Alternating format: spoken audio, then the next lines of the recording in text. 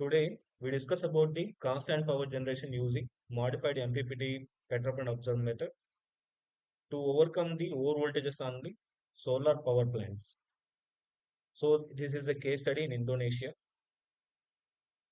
You already know the major problem regarding to solar power plant is light radiation and temperature changes randomly. Due to this, the power will came from the solar panel will be unstable. So, in order to stabilize the power, we are differentiating two MPPT algorithms in this method. One is Petrop and observe method, and another one is constant power generation with the add-on to the Petrop and observe method. I will show you the variation between the two algorithms in this flowchart. So in this flowchart, the major role, suppose if you take Petrop and observe method with MPPT mode and constant power generation mode will be separately exist. Okay. When this operation is going to perform means when power across the PV panel is greater than the reference power. Suppose whatever the maximum peak we consider. Okay. Suppose if PV power will be greater than the reference power at that time, the constant power generation mode will be activated. What these modes will be, I will tell you in design. It is easier there. Okay. Or else it will be simply you go through the algorithm, you can easily find out the process. Okay. And the major thing is we are going to design a model solar panel and with Sepic converter. In between this, we are using voltage and current sensor to sense the parameters, and this will be giving feedback to the controller, and then controller can generate the reference power, and that reference power is compared with the peak magnitude of the PV panel, and then that magnitude is given to the pulse width generator. The pulse automatically can update the either it is maximum range or not, and then the pulse will be generated. The pulse is giving going to given to the thyristor or IGBT that is present in the Sepic converter. Okay, this is the role of the MPPT, and these controllers there will be a results comparison between the constant power generation and to the Petrov and observe method. I will show you the difference where we can identify the difference between those two algorithms. I will tell you in simulation diagrams. It is easier. Okay. So I'm just taking three cases with different ratings of the power, with the different radiations and different load parameters. Okay. I will tell you each and everything here. So initially we are considering the ratings of the load will be 75 watts, 150 watts and 200 watts.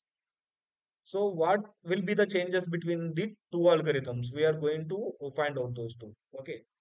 I'm just simply run these models for your requirement. I just running one case and remaining case I will show you randomly. This is the by using Petrov and observe method first case, and this one is the by using advanced constant power generation mode. Okay. At that time, the voltage, suppose if radiation also changes, it doesn't matter at all. The output of this AP converter is going to generate constant voltage only. So that is the advantage of the constant power mode generation. By seeing this image, you cannot figure it out the difference. I will show you one M file. It can make you the difference between the two algorithms. I will show you here. So I just write a code here to identify the differences between the Petrov and observe method with the constant power generation with case one. Right now we are using load will be 75 watts. Okay, load means this one only.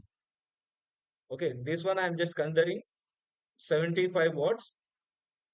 So this is the variation between these two. Okay, so this is the identical image regarding to the difference between the two algorithms. Okay. In the same manner, you need to you want to observe another two algorithms means another two loads means you need to proceed with the results too. You just go to this and just run the file.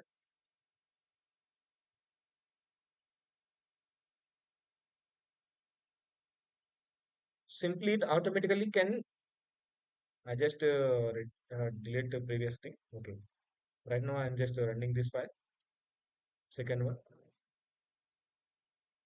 I'm just deleting the first one. So I just counting on to the second one. Okay. So this is the difference between the second thing, this one.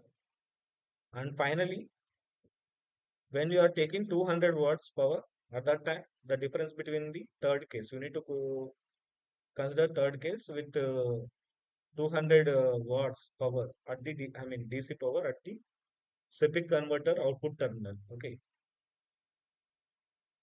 You just run this file.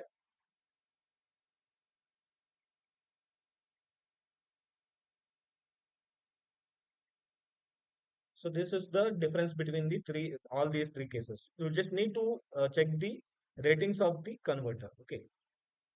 So this is the overall thing regarding to the constant power generation with the two different MPPT models. Okay. Thank you for watching this video.